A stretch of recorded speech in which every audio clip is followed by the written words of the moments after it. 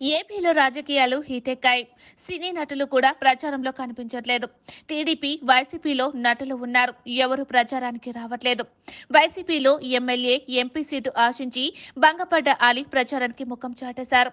గుంటూరు తూర్పు నుండి ఎమ్మెల్యేగా కానీ, రాజమండ్రి నుండి ఎంపీగా కానీ వైసీపీ బరిలోకి దిగుతారని ప్రచారం జోరుగా సాగింది. చివరికి అలీకి ఎక్కడ సీటు దక్కలేదు. 2019 ఎన్నికల తర్వాత వైసీపీలో చేరిపోయిన అలీకి రాజ్యసభ ఎంపీ వస్తుందని పుకార్లు వచ్చాయి. ఎన్నికలకి ఏడాది ముందు ఎలక్ట్రానిక్ మీడియా సలహాదారు పోస్టు ఇచ్చారు అంతే. దీంతో అలీ చాలా అసంతృప్తికి గురైనట్లు తెలుస్తోంది. కనీసం తాడేపల్లి ముఖం కూడా చూడలేదు. ఎన్నికల బరిలోకి దిగి అధ్యక్ష అని కనీసం పిలవాలని అలీ అనుకున్నారు. కానీ అది కూడా కుదరలేదు. అసమ్మతితో ఉన్న అలీ 2 పడవల మీద కాలు వేశారని, ప్రతిపక్ష పార్టీలతో టచ్ లో ఉన్నారని కూడా అందరూ అన్నారు. ఈ కారణంగానే జగన్ టికెట్ ఇవ్వలేదని టాక్ అయితే వచ్చింది. ఎన్నికల ఖర్చులు కూడా భారీగా పెరగడంతో అలీని రంగంలోకి దించడానికి జగన్ వెనుకడిగేశారు.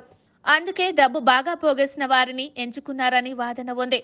ఐఏఎస్ గా వేల కోట్లు వెనకేసుకున్న ఒక వ్యక్తి కర్నూలు జిల్లా రంగంలోకి దింపారు జగన్.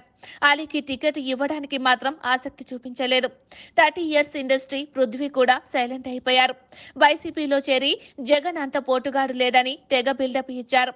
టీడీపీలో కీలక పదవి రాగానే ఫోన్ కాల్, ఆడియో లీక్ తో అడ్డంగా దొరికిపోయి పదవిని కోల్పోయాడు. తర్వాత కొంతకాలం సినిమాల్లో కూడా లేక ఆర్థికంగా ఇబ్బందులను ఎదుర్కొన్నారు.